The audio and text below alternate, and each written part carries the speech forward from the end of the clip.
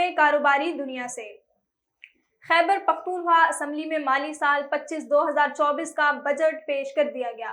2 گھنٹے سے زائد تاخیر کے بعد شروع ہونے والے اجلاس کی صدارت اسپیکر بابر سلیم سواتی نے کی۔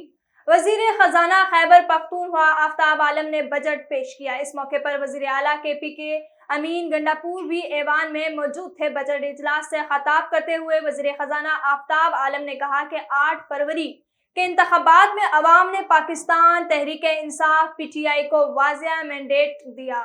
PTI حکومت نے خیبر پختونخوا میں بے مثال ترقیاتی کام کیے ہیں۔ ترقیاتی منصوبوں میں سے اہم صحت انصاف کارڈ کا اجزا ہے۔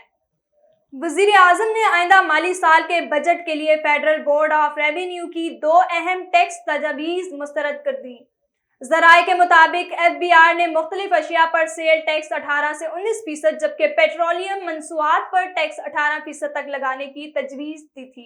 فیڈرل بورڈ آف ریونیو نے دونوں ٹیکس تجاوز سے اربوں روپے ٹیکس جمع کرنے کا منصوبہ بنایا تھا۔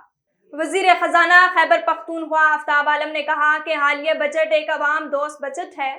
اپنے بیان میں آفتاب عالم کا کہنا تھا کہ صوبے میں روزگار اور گھر بنانے کے منصوبے شروع کیے جا رہے ہیں۔ بڑے منصوبوں کے بجائے عوامی ریلیف کے منصوبوں کو ترجیح دی ہے۔